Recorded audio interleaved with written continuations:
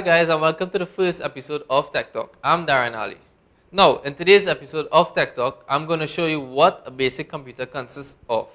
Now, a basic computer system consists of the computer case. Now, the computer case is a big metal box which everything goes into. Then we have the power supply unit. Now, the power supply unit, or PSU, is an electrical converter which converts AC current from the AC outlet into DC current to the computer case. This is basically the device that powers up the entire computer system. Then we have the motherboard. The motherboard is the main board into which all other components are connected.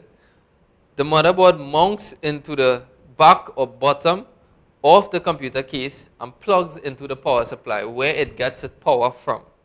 The motherboard or mainboard consists of each connector that connects to the computer. Now, I'm going to touch a little on what each connector does. These connectors are known as the PS2 connectors. The keyboard, which is the purple one, and the mouse, which is the green one, connects via these connectors. Then there is the CPU. The central processing unit is a microchip which is the brain of the computer. This central processing unit plugs into a special socket in the motherboard. Then there is the CPU or CPU fan assembly. This draws the excess heat from the CPU and disperses it into the air. This attaches on top of the CPU via this clip right here. Then there's RAM. RAM means random access memory. This chip temporarily stores data for applications that are currently being run in the system. This chip plugs into a special socket into the motherboard. This is a video card. A video card powers the primary output device. The video card enables display devices to be plugged into the computer so that the user interface can be displayed. This device plugs into a specific slot onto the motherboard. Now, this device is optional.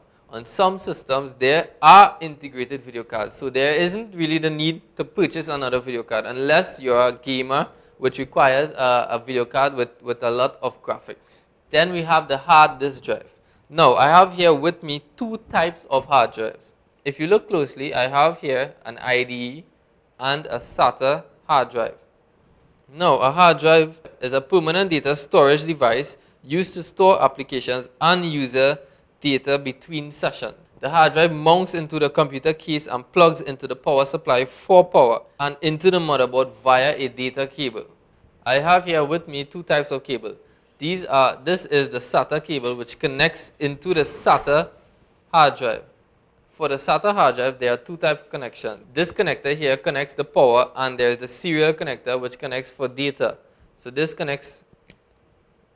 Here with me, I have the IDE hard drive and the IDE cable. The IDE cable is used to transfer data from the hard drive into the motherboard. This connector here is used for power, which powers the hard drive, and this is used for data, which is known as the IDE connector, which connects the hard drive towards the motherboard to transfer the data.